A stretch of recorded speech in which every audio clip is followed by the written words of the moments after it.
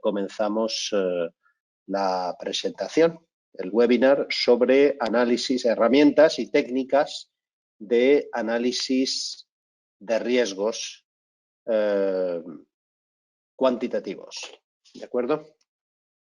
Vamos a ver varias técnicas, aunque en concreto el webinar habla de análisis bowtie, árboles de decisión y otras técnicas de análisis cuantitativo. En realidad vamos a tocar esas, pero vamos a tocar algunas otras también, porque las herramientas de análisis cuantitativo pues son amplias y variadas, ¿no? Entonces vamos a ver unas cuantas para daros una idea de en el contexto en el que se utilizan. No vamos a profundizar mucho en cada una de ellas, más que nada por cuestión de tiempo, porque tenemos simplemente 50 minutos, pero vamos a verlas todas. Entonces, comienzo ya la presentación. En primer lugar, quiero daros la bienvenida en nombre de EALDE. Vamos a presentar este webinar, como decía, sobre análisis bowtie, análisis de árboles de decisión y otras herramientas de análisis cuantitativo. Si tenéis alguna pregunta, podéis enviármela mediante el chat que hay aquí o las preguntas que se pueden ver en el chat aquí que estoy viendo ahora, donde me estáis enviando todos pues unos breves mensajes de bienvenida para indicarme pues que se oye bien en todos los lugares, ¿no? Cosa que siempre es de agradecer. Parece que no hay nadie que tenga problemas de recepción. Vamos a hablar del análisis cuantitativo de riesgos hoy. Y me gustaría empezar explicando un poco en qué consiste el análisis cuantitativo de riesgos. Os voy a decir, antes que nada, que el marco que yo utilizo para mis presentaciones, para los cursos que doy en EALDE, siempre está bastante relacionado con el marco del PMI, del Project Management Institute. Es decir, yo me especializo más que nada en tema de análisis cuantitativo, pero dentro de lo que es el marco de análisis de riesgos de PMI. Entonces podéis ver ahí en la presentación que tengo en la pantalla que hay 5 etapas dentro de lo que es el análisis de riesgos en una organización, en un proyecto. La planificación de los riesgos, la identificación de los riesgos, el análisis cualitativo de riesgos, el análisis cuantitativo de riesgos, que es lo que vamos a ver hoy, y la planeación, la programación de respuestas a esos riesgos que hemos planeado, identificado y analizado. ¿De acuerdo? Esto es como una especie de ciclo por el que vamos pasando para tener una visión completa, total, de los riesgos que pueden afectar a una organización, así como los planes que tenemos o habilitamos para poder reducir esos riesgos o tratarlos adecuadamente. Yo soy Manuel Carmona, me dedico a la dirección y consultoría de riesgos, modelación financiera en cuanto a temas de incertidumbre y análisis de decisiones en EdiTraining, que es mi empresa. Y además soy profesor de métodos cuantitativos y sobre todo análisis de riesgo probabilístico con métodos estadísticos en EALDE, en algunos másteres de EALDE. Podéis ver más información en la web de EALDE sobre las materias que yo enseño allí, pero si alguien está interesado, pues siempre pueden enviarme un correo electrónico. ¿Qué es análisis de riesgo cuantitativo? QRA de sus siglas en inglés. Quantitative Risk Analysis, pues nos sirve para cuantificar los posibles resultados en un proyecto y sobre todo calcular la probabilidad. Aquí como estamos hablando de análisis cuantitativo, vamos a hablar de probabilidades. Probabilidad de lograr objetivos específicos en el proyecto en cuanto al calendario o al costo. Sobre todo en cuanto al calendario y al costo. Luego podemos extender el análisis cuantitativo con las herramientas de análisis que os voy a presentar en unos minutos a otro tipo de proyectos como pueden ser pues, planificación financiera, etcétera, ¿no? Es decir, se puede extender a muchos, pero vamos a centrarnos un poco en la planeación y en lo que es la gerencia de proyectos. El análisis cuantitativo, por tanto, identifica, lo primero es que identifica y prioriza los riesgos por su impacto en los objetivos del proyecto. Es decir, lo que queremos saber es cómo van a afectar esos elementos de riesgo, en qué medida, no si van a afectar, sino en qué medida van a afectar a los objetivos del proyecto. Es lo que nos interesa. Y luego se realiza sobre los riesgos priorizados a través del proceso de análisis cualitativo. Vuelvo 2 slides para atrás y acordaros de que antes de que se produzca o se realice un análisis cuantitativo de riesgos, tiene que haber un análisis cualitativo, que esto podemos cubrirlo en otra presentación, en otro webinar, pero hay profesionales muy cualificados que tratan exclusivamente sobre el análisis cualitativo de riesgos. Yo me centro sobre todo en el cuantitativo porque se utilizan métodos estadísticos, que es mi campo de trabajo. ¿De acuerdo? Normalmente, en el marco de PMI se indica, sobre todo para los que, si alguno de vosotros estáis pensando en hacer la certificación PMP o RMP de PMI, ellos lo que nos dicen es que el análisis cuantitativo de riesgos se realiza sobre los riesgos que hemos identificado como los más impactantes dentro de lo que es el proceso de análisis cualitativo. Es decir, no sobre todos los riesgos, sino aquellos que realmente pueden impactar los objetivos del proyecto de manera significativa. ¿De acuerdo? Por tanto, una vez que hemos realizado este análisis, el análisis de riesgos cuantitativos determina los riesgos que justifican una respuesta. Es decir, con esos riesgos tenemos que hacer algo. No podemos ignorarlos, no podemos, digamos, dejarlos a un lado. Determina el riesgo general del proyecto. No el riesgo general en tareas y demás, sino lo que queremos saber es cuál es el riesgo general del proyecto, cuál es el nivel de riesgo general del proyecto. Nos ayuda a determinar cuál es la probabilidad de cumplir los objetivos del proyecto.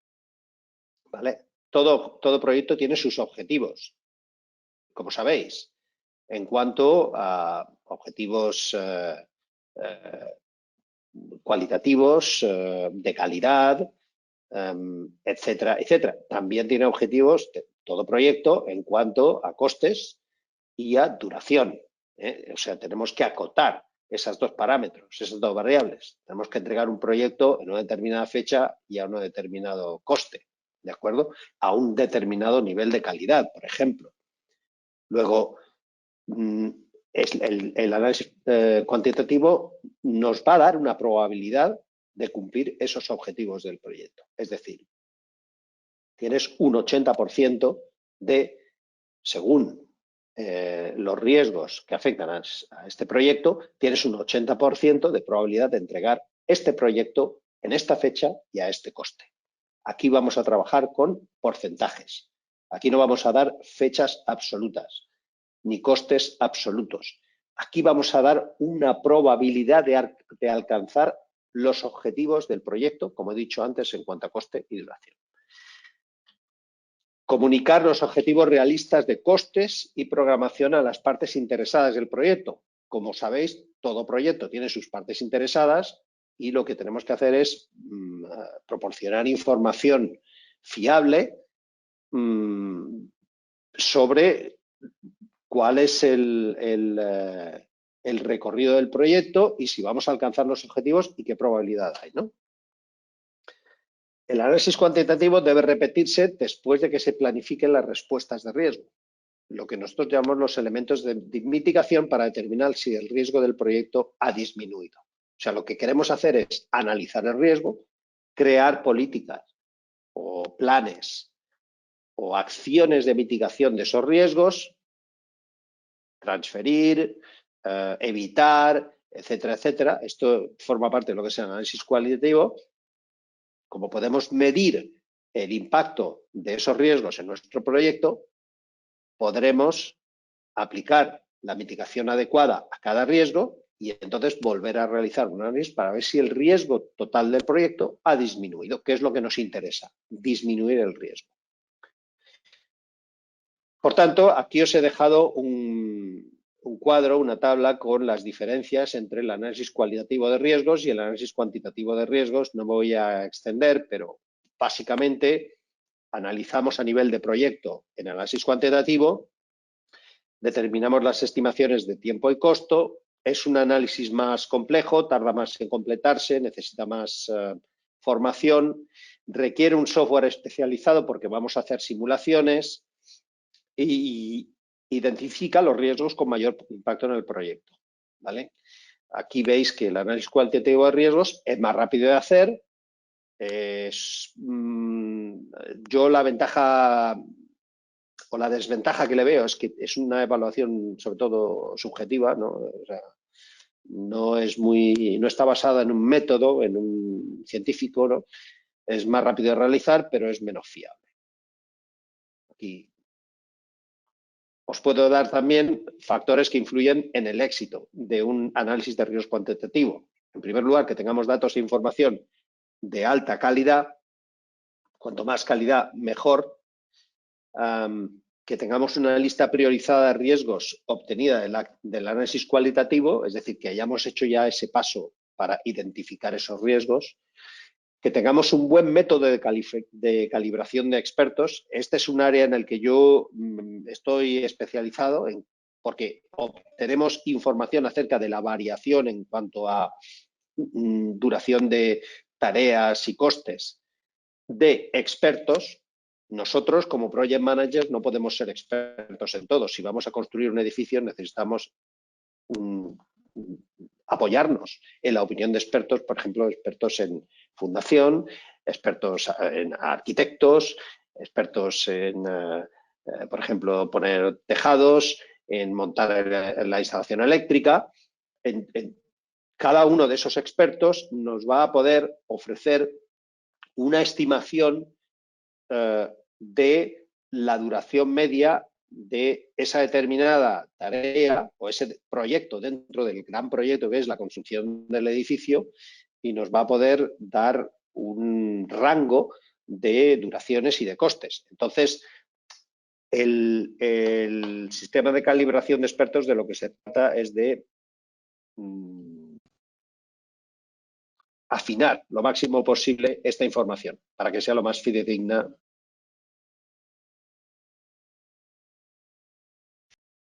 Continuamos. Tenemos que tener modelos de proyecto apropiados de costes, cronogramas, registro de riesgos, o sea, toda esta información que tenemos pues, en un determinado proyecto, todas estas herramientas que tenemos en un determinado proyecto. Ya entramos en lo que es, lo que vamos a ver aquí es lo que veis, hay tres columnas, ¿no? O sea, en el marco de PMI trabajamos con tres parámetros. Cada uno de los procesos, por ejemplo, el análisis cuantitativo de riesgo necesita unas entradas, realiza una serie de pasos o aplicación de técnicas, ¿vale? Y produce una salida. Es decir, como entrada de este paso previo a realizar Los análisis, necesito un plan de gestión de riesgos, un plan de gestión de costes, el registro de riesgos, el plan de gestión de cronograma. No voy a entrar en todo esto porque esto es una aplicación muy extensa, ¿no? Factores medioambientales, culturales de la empresa, activos del proceso organizativo, etc. Con esta información podemos, o sea, si disponemos de esta información en las entradas, podemos aplicar las técnicas de las que vamos a hablar hoy y generar la salida, que es la actualización de los documentos del proyecto, cronograma, plan de gestión de costes. Es decir, lo que vamos a hacer es vamos a reforzar la información que viene aquí en el plan de gestión de riesgos, plan de gestión de costes y demás documentos. ¿Vale? Aquí describo qué es el plan de gestión de riesgos, el registro de riesgos, cuáles son los factores medioambientales y culturales de la empresa, etcétera. Esto lo podéis leer porque, como ya he dicho, no podemos pasar mucho tiempo ahí si lo que quiero es describir las herramientas, que es lo que me interesa. Y ahí es donde vamos ahora, a las herramientas y técnicas. El análisis de pajarita, el bow tie, que bow tie es una pajarita en inglés, una pajarita de las que se llevaban antes en el cuello, los árboles de decisión y lo que definimos como el expected monetary value, ¿vale? Esto es una técnica también de análisis cuantitativo, un análisis de árbol de fallas, la simulación Monte Carlo, el análisis de cadena crítica basado en riesgos, análisis de valor ganado basado en riesgo, otra técnica cuantitativa, análisis de métricas de riesgo, análisis de sensibilidad y luego dinámica del sistema, que es una especie de, bueno, un poco de lo que se denomina como fuzzy logic y demás, ¿no? Esto lo veremos al final. Lo más importante son los primeros que he puesto aquí, sobre todo hasta la parte de simulación Monte Carlo, es donde vamos a pasar más tiempo, y luego vamos a ver los otros pues un poco más superficialmente. El análisis bow tie o el análisis de pajarita es muy útil porque nos permite aislar un evento. Es decir, lo que hacemos es nos centramos en el evento de riesgo, ¿vale? Todo evento de riesgo tiene predecesores y consecuencias, o sea, causas y consecuencias. Fijaros que aquí en el gráfico que tenéis en la pantalla tenemos el evento de riesgo en amarillo y luego a la izquierda tenemos las causas en azul, o sea, causas que pueden ocasionar ese evento. Luego veremos un ejemplo concreto de un incendio. Causas que pueden crear o causar ese evento. Para reducir la probabilidad y el impacto de ese evento, podemos establecer controles preventivos. Es decir, esto ya son elementos de mitigación de riesgos que colocamos antes de que ocurra nada, ¿vale? A pesar de eso, como sabéis todos los que trabajáis en proyecto, a pesar de nuestras mejores intenciones y de haber hecho un estudio de los riesgos, pues a veces ocurren esos riesgos, quizá en otro contexto y demás. Luego, muchas veces nos encontramos aquí con que ha ocurrido el evento. Y entonces, lo que hacemos es aplicar los elementos de control reactivo. Es decir, intentamos, mediante estos elementos de control reactivo, disminuir el impacto en el proyecto. ¿De acuerdo? Esto es en general lo que es un análisis con bow tie y sobre todo para riesgos que pueden impactar de manera importante un proyecto, es absolutamente necesario, como vais a ver dentro de un minuto, que hagamos un análisis bastante definido, bastante minucioso de estos elementos de riesgo que pueden tener un impacto elevado. Entonces, hay que identificar las causas, todas las causas. Esto también forma parte de lo que es un proceso de identificación de riesgos, introducir controles preventivos, introducir controles reactivos cuando el riesgo ocurre para reducir en la medida de lo posible el impacto de los eventos. Un ejemplo. Aquí lo veis y os pido disculpas porque me ha gustado mucho la manera de poner esta información. La he encontrado en una web al que voy a dar un poco de crédito, creo que es juliantalbot.com. juliantalbot.com. Entonces, he capturado el gráfico este porque me ha parecido muy interesante, porque un poco lo que hace es expander en la idea principal de lo que es un análisis bow tie, ¿no? Aquí lo que él identifica son fuentes de los riesgos, ¿vale?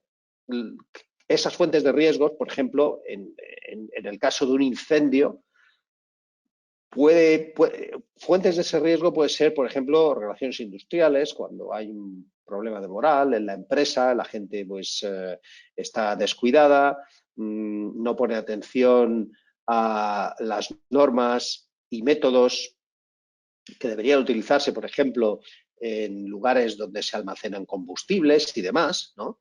Una empresa pues que no vende mucho, tiene poco beneficio, factores, por ejemplo, meteorológicos. Todo esto puede formar parte de lo que es la fuente del riesgo. O sea, ahí se concentran un poco las causas, ¿de acuerdo? Si a esas causas le añadimos, digamos, el segundo elemento, el efecto acelerador del riesgo, que es el descuido, el peligro, por ejemplo, una instalación eléctrica mal mantenida, trabajar con llamas, por ejemplo, con sopletes, tener la iluminación deficiente en factorías o en almacenes. Cuando añadimos estos dos elementos, ahí se produce una situación de riesgo, ¿vale? El fuego aún no ha ocurrido, pero se están uniendo estas dos situaciones que hacen que el riesgo sea mucho más probable. ¿De acuerdo? Entonces, aquí, en estas amenazas, puede haber que haya una intención criminal, puede haber que haya una pobre formación de los empleados, de los soldadores, puede que haya un mantenimiento pobre de motores eléctricos o una sobrecarga de esos motores eléctricos por no haber calculado bien las cargas y demás, lo cual desencadena que haya una probabilidad muy alta de que haya un incendio. Entonces aquí, fijaros que decíamos antes que ponemos controles preventivos. Estos controles preventivos serían las primeras líneas verdes. Aquí en la primera línea verde tenemos sistemas de detección de incendios, formación en seguridad en el trabajo, etcétera, etcétera. A pesar de eso, puede haber un problema. O sea, si yo instalo unos sistemas sofisticados de detección de incendios, tengo que mantenerlos. Muchas veces esos sistemas existen, pero si no se mantienen adecuadamente, es decir, si no le cambias la pila cada X meses y compruebas que el detector de humo funciona, pues entonces, lógicamente, el riesgo va a saltar esa barrera. Y aquí puedes poner otros controles preventivos, que son las líneas verdes. Puedes crear un plan de mantenimiento, un plan de revisión y demás. Si el fuego ocurre, automáticamente ya pasamos a la parte de mitigación. Vamos a intentar mitigar el impacto. Ya tenemos el fuego ahí, las llamas que han empezado. Luego tendremos que poner un sistema de supresión de fuegos, oxígeno, o sea, halon para destruir el oxígeno en lugares que sean críticos y demás, ¿no? Y aquí pues podemos añadir más elementos que pueden reducir el impacto de estas medidas, lo cual desemboca en las consecuencias. Es decir, todo lo bien que hayamos hecho nuestro trabajo en poner las líneas verdes, o lo que decimos, los controles preventivos y reactivos, prevendrán que ocurra el evento de riesgo y luego, si ocurre, mitigará mucho el impacto, ¿vale? Luego, el análisis Bowtie, que es un poco el título de la presentación, lo que nos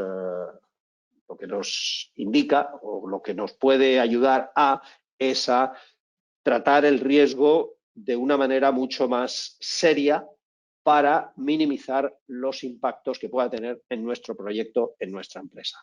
Pasamos a la siguiente herramienta, que son los árboles de decisión y análisis de Expected Monetary Value, que es el siguiente. El árbol de decisión, lo que hacemos es que, bueno, pues si tenemos que hacer una estimación, ¿vale? Como decía, muchas veces tenemos que estimar con la ayuda de expertos. Esto es toda una literatura que habla sobre el tema de calibración de expertos. Si estáis interesados podéis contactarme y podemos hablar más de eso.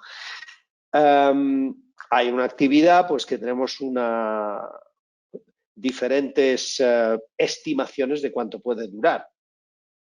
Esto es simplemente sacar una media ponderada.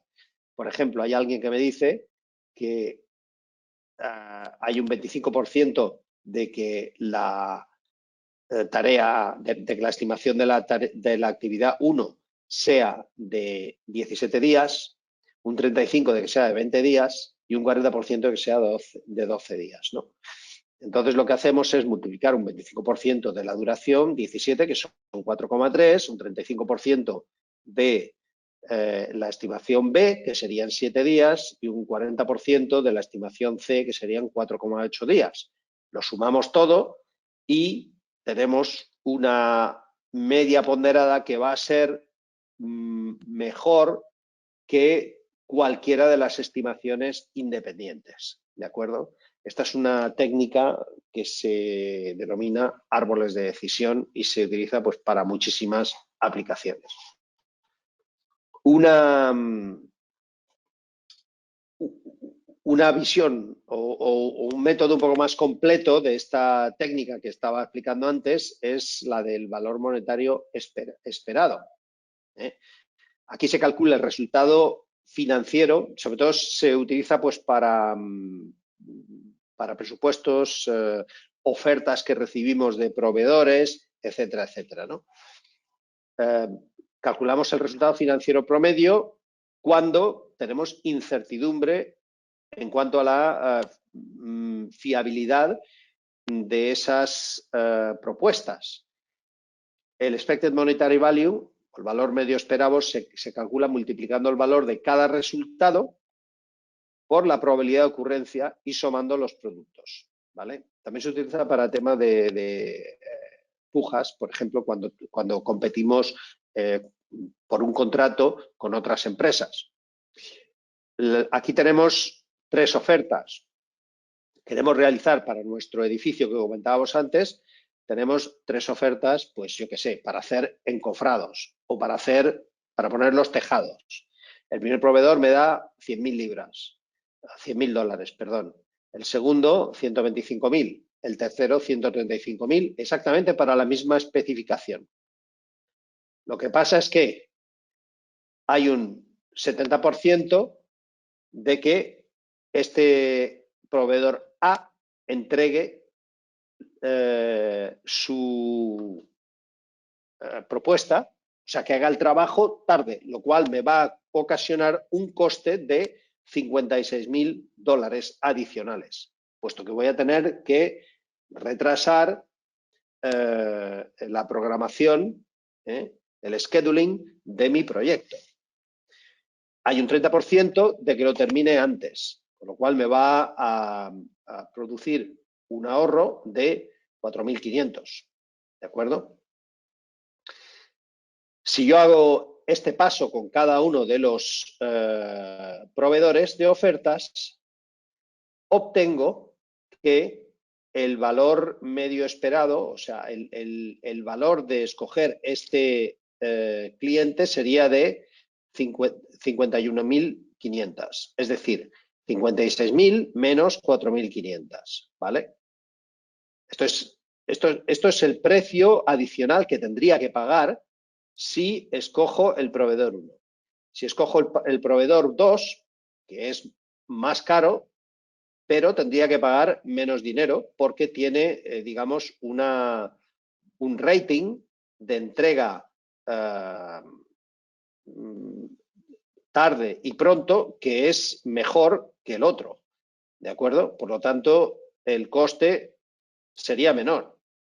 Y este, que sería el mejor, es el más caro, pero solamente viene con un 20% de probabilidad de que va a entregar tarde el proyecto. Con lo cual, el coste para mí va a ser de $5.000, ¿vale? Pero como va a entregar, hay un 80% de probabilidades, porque a lo mejor es una empresa muy eficiente y demás, pues esto va a resultar en un ahorro de 5.600. Con lo cual, tendría aquí un ahorro sobre su propuesta de 135.000 de $600. En total, sumamos la oferta inicial más el valor esperado del retraso y nos da que, fijaros, que el proveedor que a priori parece el más caro, resulta que es el que tiene menos riesgo, puesto que va a poder entregar el proyecto, ¿vale?, a un precio o a un coste menor que los otros dos. Luego, este tipo de análisis se utiliza, por ejemplo, cuando tenemos que decidir entre varias alternativas. Y no es decir, bueno, vamos a coger la más barata. Bueno, la más barata puede ser la más barata sobre el papel, pero a lo mejor resulta de que el descuento que nos están dando o el precio tan competitivo y maravilloso que nos están ofreciendo tiene un coste escondido del cual no tenemos visibilidad. Lo que hay que tener cuidado, ¿no? También tenemos la técnica de análisis de fallos o el árbol de fallos, que nos sirve pues para identificar, en este caso utilizamos para analizar un problema de riesgo, analizando problemas, condiciones o eventos que pueden causar que el problema ocurra. O sea, aquí de lo que tratamos es de determinar exactamente cuáles pueden ser las causas y las condiciones, un poco la idea que presentábamos en el análisis Bowtie o de pajarita, ¿no? De lo que se trata es de que cuando una sola condición no es suficiente para desencadenar un evento de riesgo, a lo mejor si se junta con otra, pues esto aumenta a lo mejor exponencialmente la probabilidad de que se produzca el evento de riesgo, ¿no? Luego, por ejemplo, aquí tenéis que si hay personas, empleados que fuman cerca de materiales inflamables, esto es muy probable, o sea, tiene mucha más probabilidad de que ocasione un incendio. Y si no nos aseguramos que podemos eliminar los fallos eléctricos cuando estamos trabajando cerca de una fuente de ignición, pues también esto puede desembocar en un fuego, ¿no? Luego, graficar todo esto y analizar todos estos pasos puede parecer obvio, pero os vais a sorprender si realizáis, por ejemplo, un análisis Bowtie, un análisis de fallas, que hay muchos elementos que no teníamos previstos, que no teníamos identificados y que de por sí no parecen amenazantes para crear un riesgo, pero que en combinación con otros sí lo son. Luego, el proceso de identificación va muy unido al de análisis de riesgos, ¿eh? Y ahí pues os tendría que referir al proceso de identificación de riesgos, que es un paso o dos pasos previos al análisis cualitativo y cuantitativo de riesgos, como hemos visto en el gráfico anterior. Otra, y esta es mi favorita, otra técnica y otra herramienta técnica es la simulación Monte Carlo. Aquí es donde yo estoy un poco más especializado, porque es lo que os decía al principio, que me dedico al tema de análisis probabilístico desde hace casi 20 años. Entonces, aquí es donde tengo más experiencia en la creación de modelos probabilísticos. O sea, una vez que hemos identificado esos elementos de riesgo o esos elementos donde hay una cierta incertidumbre, creamos un modelo que en concreto se puede realizar fácilmente con una hoja de cálculo Excel, se puede crear un modelo probabilístico utilizando también un software de análisis Monte Carlo. Os he preparado una pequeña presentación para que lo veáis. Realizamos una simulación Monte Carlo y entonces obtenemos un rango y una probabilidad de cómo esos riesgos pueden impactar en nuestro proyecto, ¿no? Por ejemplo, en el Work Breakdown Schedule tenemos tres elementos: el elemento de diseño, el elemento de construcción y el elemento de testeo. Hay una probabilidad de que ese elemento de diseño cueste $8.000, que es baja. La probabilidad más probable, o sea, el valor más probable sería de 14.000 y el valor más elevado sería de 20.000. Esta información está basada en A, experiencia de expertos, o B, datos. No podemos poner cualquier número o hacer estimaciones a la ligera. Estas cifras que veis aquí, de bajo, más probable y alto, son cifras que tenemos que tener una base, no voy a decir una base científica, pero sí una base técnica sobre la que nos podamos apoyar.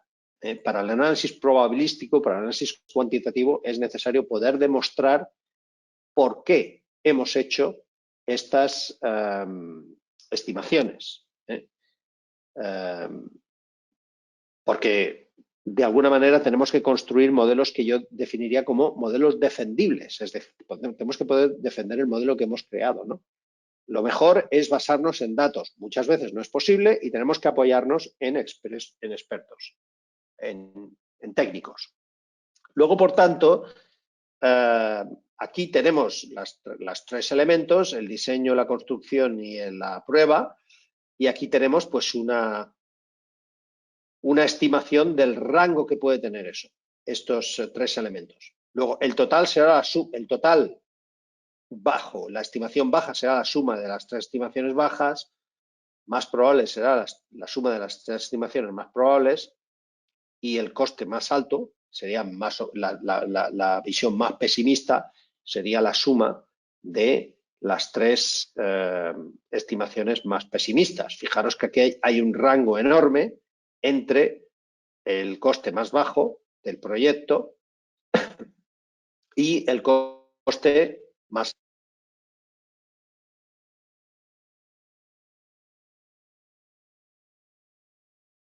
Bien, continuamos entonces. Lo que hacemos es realizamos un análisis Monte Carlo, una simulación Monte Carlo, que consiste en crear distribuciones, consiste en crear una simulación que toma un muestreo de esta distribución de probabilidad y crea lo que aquí podéis ver, se denomina como una curva de distribución acumulada.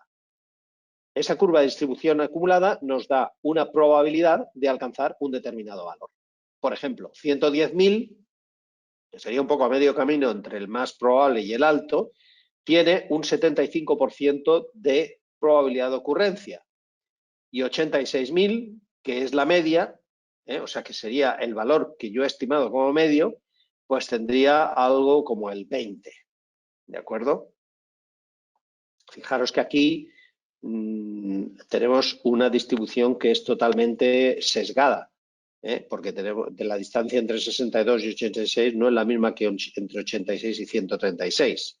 ¿De acuerdo? Hay un sesgo ahí de la distribución muy importante. Luego, el valor medio vamos a tener muy poca probabilidad de conseguirlo. Es decir, si basamos nuestra suposición o nuestra estimación en dar el valor medio o el más probable, tenemos un 80% de probabilidad de excederlo. Sería un 100 menos un 20. Es decir, lo más probable es que nos equivoquemos y, digamos, lo que se suele llamar en inglés los stakeholders del proyecto, nuestros clientes, nuestros jefes, etcétera, pues no les va a parecer muy bien que hayamos hecho una estimación con un 80%, una estimación de precio, de coste con un 80% de probabilidad de ser rebasada. Luego, este tipo de análisis es muy útil para,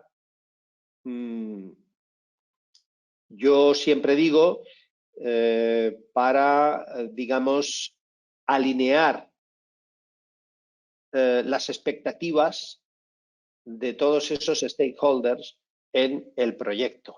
Es decir, realizamos este análisis y facilitamos toda esta información y podemos ver que aquí realmente pues tenemos una probabilidad bastante alta de superar el valor ese medio. Esto viene, hipercúbico latino, esto viene en el marco de PMI, viene como una técnica, pero a mí me gustaría explicar aquí un poco que hipercúbico latino es un enfoque de muestreo de datos. No es una técnica exactamente en sí, o sea, es un método de hacer ese muestreo en una simulación Monte Carlo. Por coincidencia, el análisis se llama análisis Monte Carlo. El análisis Monte Carlo es el proceso de muestrear distribuciones de probabilidad, pero hay dos tipos de muestreo. Uno es el Monte Carlo, para complicar más las cosas, ¿no? O sea, lo llaman de la misma manera, y el otro es el hipercúbico latino.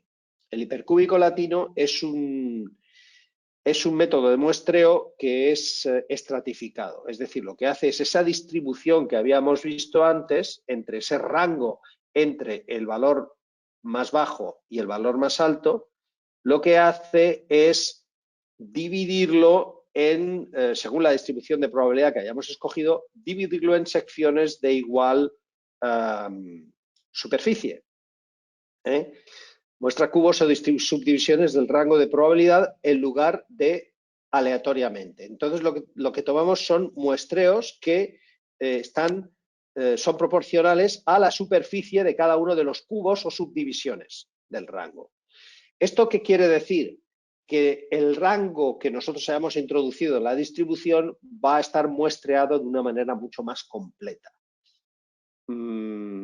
más extensa. Vamos a poder representar los valores medios, sobre todo, pero también valores más pesimistas y más optimistas que si solo realizamos una simulación o un muestreo Monte Carlo que va a tomar valores aleatorios de la distribución, y es posible que, sobre todo si no realizamos suficientes iteraciones Monte Carlo,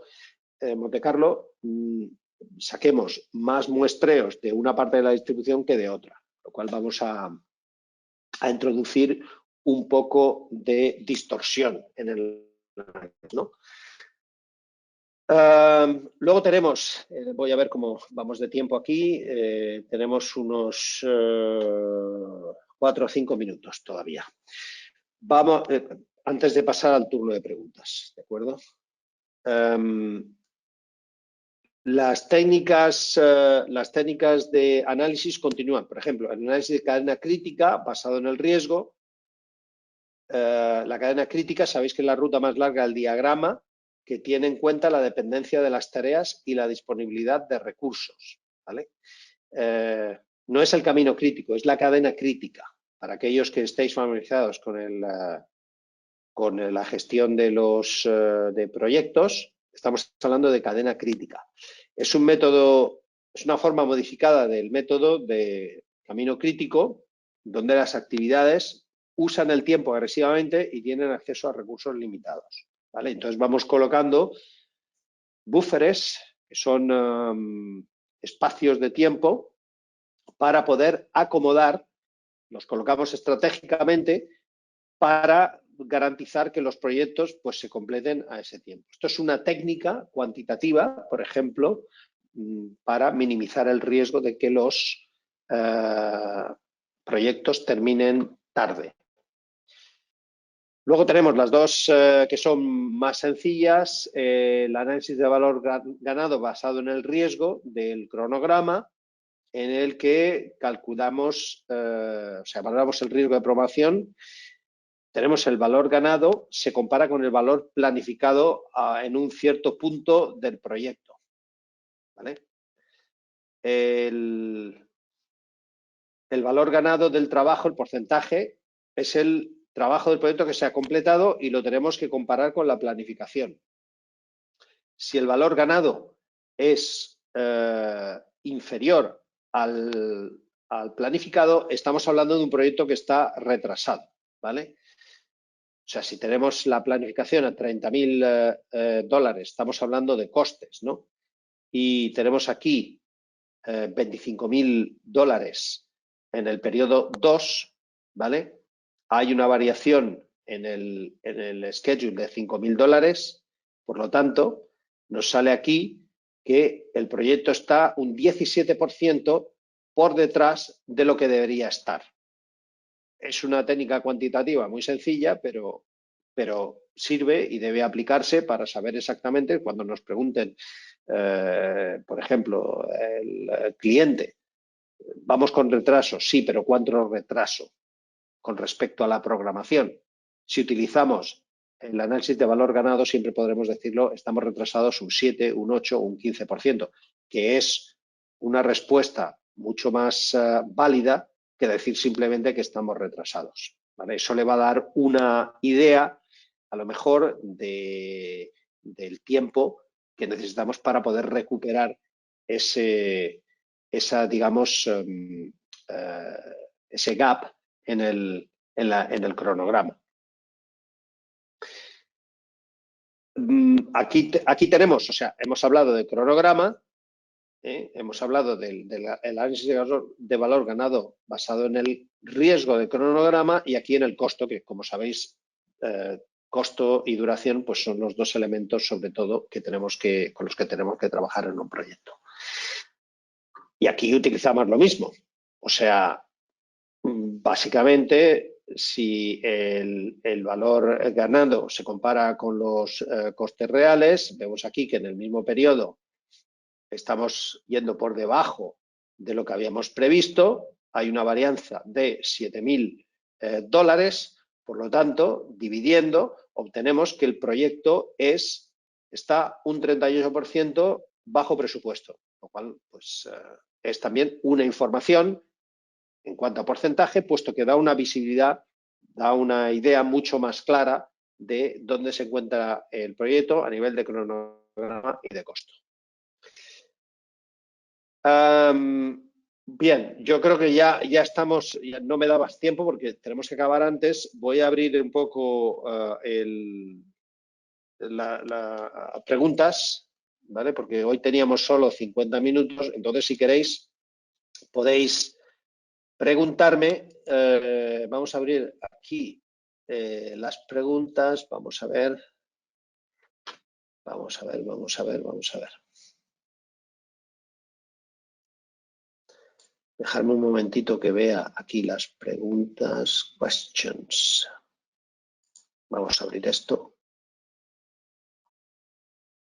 Vamos a ir de abajo a arriba porque las de arriba son siempre cuestiones de saludos y demás. Bueno, lo que os diría, voy a intentar contestar algunas. Lo que os diría es que lo que sí que os voy a agradecer, y lo digo en 30 segundos, es que después de terminar la presentación, si tenéis un minuto, os pido por favor que la valoréis, porque me ayuda mucho a definir el contenido y a ofrecer siempre, mejorar el contenido y ofrecer siempre un contenido que os pueda interesar, ¿no? Bien. Aquí voy a tomar una pregunta porque hemos recibido muchas. ¿Cómo calculamos las probabilidades de entrega de proveedores que son nuevos y no tengo historial para calcular los costes? Aquí puedes utilizar un método de aproximación, puedes hablar con expertos. De lo que se trata es que antes de firmar con un determinado proveedor, Si ese proveedor te va a proporcionar material que es absolutamente crítico para tu proyecto, debes informarte sobre cuál es la fiabilidad de esas entregas. Y si no tienes un historial, pues tienes que encontrar la información de otra manera.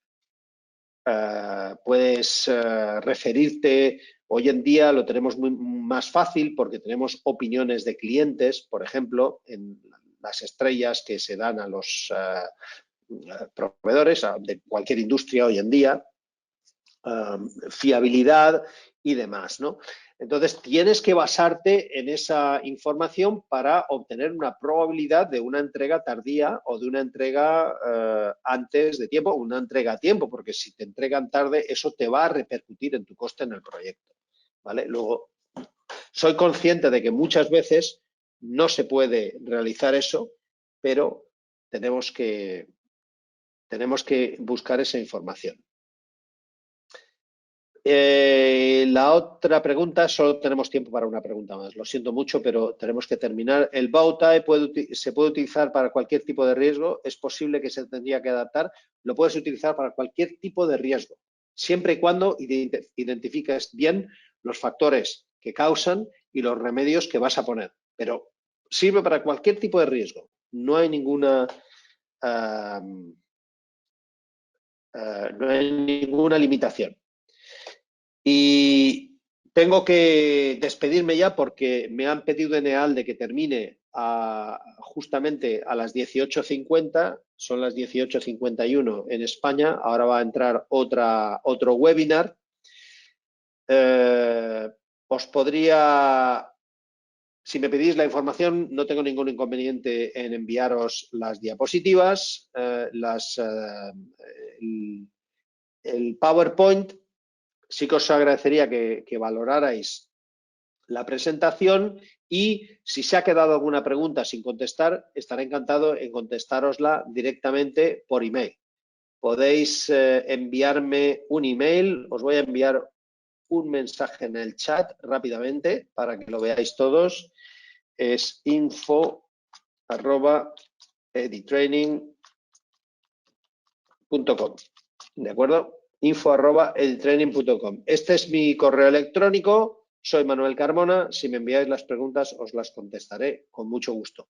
Y a todos os deseo que paséis un gran día, os doy las gracias por haber asistido a esta presentación, que espero haya sido de vuestro interés y espero que nos podamos ver en otro webinar o en otro curso. Muchas gracias a todos y hasta pronto.